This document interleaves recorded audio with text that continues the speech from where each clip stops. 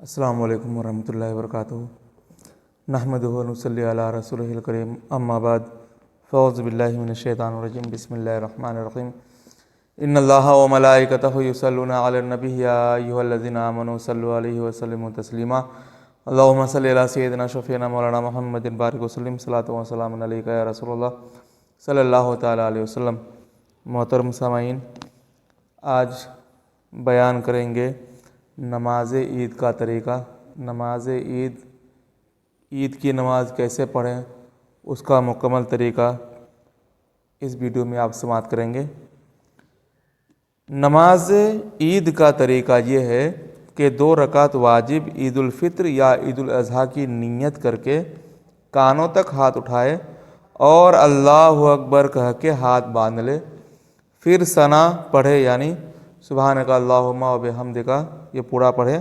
اس کے بعد کانوں تک ہاتھ اٹھائے اور اللہ اکبر کہتا ہوا ہاتھ چھوڑ دے، پھر ہاتھ اٹھائے اور اللہ اکبر کہتا ہوا ہاتھ چھوڑ دے، پھر ہاتھ اٹھائے اور اللہ اکبر کہہ کر ہاتھ باندھ لے، یعنی پہلی تکبیر میں ہاتھ باندھے اور اس کے بعد 2 تکبیروں میں ہاتھ لٹکائے، پھر چوتھی تکبیر میں ہاتھ باندھ لے۔ اس کو یوں سمجھے کہ جہاں تکبیر کے بعد کچھ پڑھنا ہے وہاں ہاتھ باندھ لے، اور جہاں پڑھنا نہیں ہے وہاں ہاتھ چھوڑ دے جائیں۔ پھر امام اعوذ باللہ من الشیطان الرجیم اور بسم اللہ الرحمن الرحیم آہستہ پڑھ کر زور سے زہر کے ساتھ، یعنی آواز کے ساتھ الحمدللہ اور سورت پڑھیں، پھر رکوع اور سجدہ کریں۔ دوسری رکعت میں پہلے الحمد اور سورت پڑھیں، پھر 3 بار کان تک ہاتھ لے جا کر اللہ اکبر کہے اور ہاتھ نہ باندھے، اور چوتھی بار بغیر ہاتھ اٹھائے اللہ اکبر کہتا ہوا رکوع میں جائیں۔ اس سے یہ معلوم ہوا کہ عیدین میں زائد تکبیریں 6 ہیں، 3 پہلی میں قرات سے پہلے اور تکبیر تحریمہ کے بعد، اور 3 دوسری رکعت میں رکوع جانے سے پہلے، قرات کے بعد اور رکوع، تکبیر رکوع سے پہلے 3 بار اللہ اکبر کہیں، اور ان 6 تکبیروں میں ہاتھ اٹھائے جائیں گے، اور ہر 2 تکبیر کے درمیان 3 تسبیح کی مقدار سکتہ یعنی ٹھہریں گے۔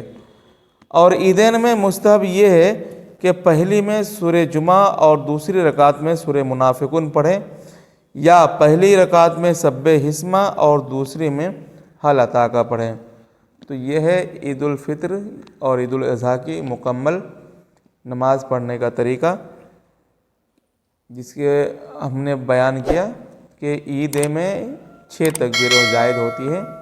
آپ جیسے نماز پڑھیں گے، نماز کی نیت کریں، اللہ اکبر کہتے ہوئے ہاتھ باندھ لیں، ثنا پڑھیں گے، پھر ثنا پڑھنے کے بعد اللہ اکبر کہتا ہوا ہاتھ چھوڑ دیں، پھر اللہ اکبر کہتے ہوئے ہاتھ چھوڑ دیں، اور جب تیسری مرتبہ اللہ اکبر کہیں گے تو پھر ہاتھ باندھ لیں۔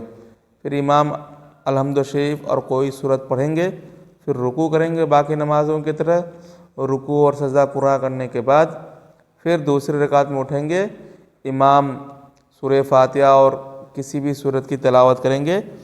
تلاوت ہونے کے بعد عام نمازوں میں ہم اور آپ رکوع میں چلے جاتے ہیں، لیکن عیدین میں ایسا نہیں ہے۔ قرآن کی تلاوت ہونے کے بعد کانوں تک ہاتھ اٹھائیں گے، اللہ اکبر کہتا ہوا ہاتھ چھوڑ دیں گے، پھر دوسری مرتبہ ہاتھ اٹھائیں گے، اللہ اکبر کہتا ہوا ہاتھ نیچے چھوڑ دیں گے، تیسری مرتبہ بھی ہاتھ اٹھائیں گے، اللہ اکبر کہتے ہوئے ہاتھ چھوڑ دیں گے۔ جب چوتھی بار اللہ اکبر کہیں گے تو چوتھا جو اللہ اکبر کہیں گے تو وہ رکوع کے لیے ہوگا، تو اللہ اکبر کہتے ہوئے چوتھی مرتبہ رکوع میں جائیں گے، اور رکوع میں تسبیح وغیرہ پڑھیں گے، اور باقی نمازیں ویسے ہی ادا کریں گے جیسے ہم اور آپ ادا کرتے ہیں۔ فرق صرف یہ ہے کہ باقی نمازوں میں زائد تکبیریں نہیں ہوتی ہیں، اس میں زائد تکبیریں ہیں۔ اور اس کے بعد جب سلام ہو جائے گا، امام منبر پر آ جائیں گے اور خطبہ پڑھیں گے۔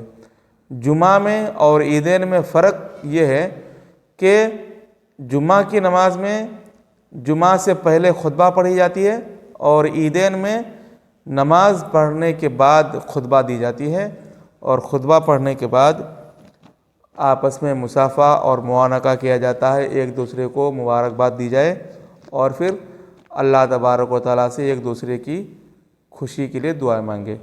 تو یہ تھی مکمل عید کی نماز پڑھنے کا طریقہ۔